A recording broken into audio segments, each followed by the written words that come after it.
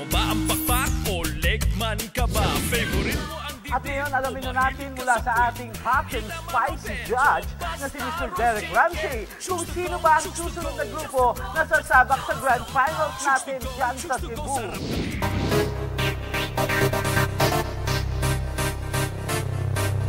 Sa ganda ng mga pangyayari, lahat ay hindi na mapakali. Mga audience ay sobrang nawili sa pagsasayaw ng mga dancers at kay Derek Ramsey.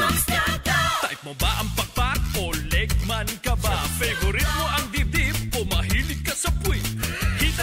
Sa contest tao ay sabik na sabik sa kung sinong mananalo at babalik sa Grand Final sa Cebu sa next 2 weeks. Pero bago i-declare ang panalo, kami muna ay nagkusyoso. Tinanong kaagad si Derek tungkol sa palagay niya ay kung sino ang feeling niya ng mga grupong liyamado. Every performance was done very well tonight, but like they said in the beginning, there's only gonna be one. And to choose that one was very hard for us. And ako parang, grabe, nangihina na nga ako ngayon. For me, it's down to the locals, boys in the house, La Barcada kids, and Chuk Chicks. Grabe.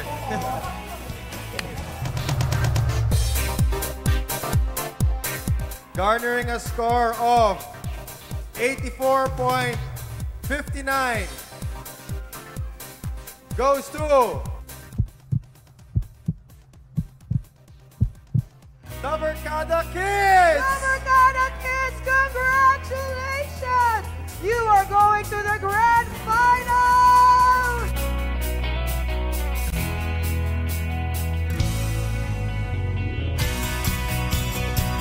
Napakasaya, nagbunga yung pinaghirapan namin na walang tulog. As in, heart-winning talagang ginawa namin. Napakasaya. Thanks God. We will do our best na i-improve pa namin. Pagagandahin pa namin talaga na para manalo pa sa 1 million. They're deserving. They were one of my favorites. Pero sabi ko nga sa'yo kanina, dikit-dikit yung laban. Lahat sila magaling. Lahat sila deserving to be here. Kung pwede nga lahat lang ipasok sila sa finals, gagawin ko. Pero isa lang ang pwede mapili.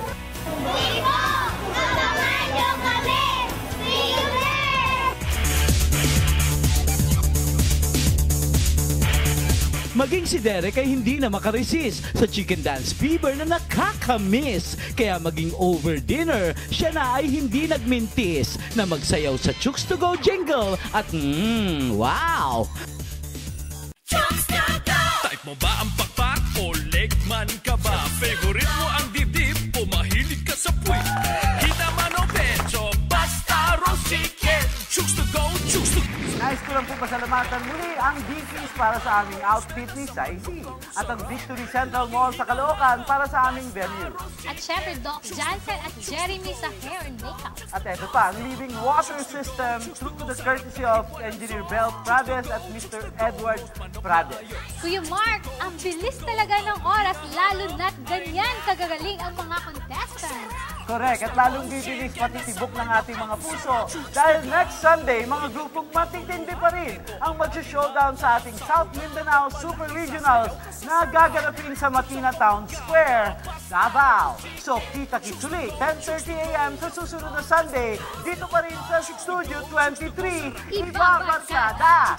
Wag nang bibitaw dahil tuloy-tuloy ang paghataw dito pa rin sa pinakamalaking dance showdown ng bayan.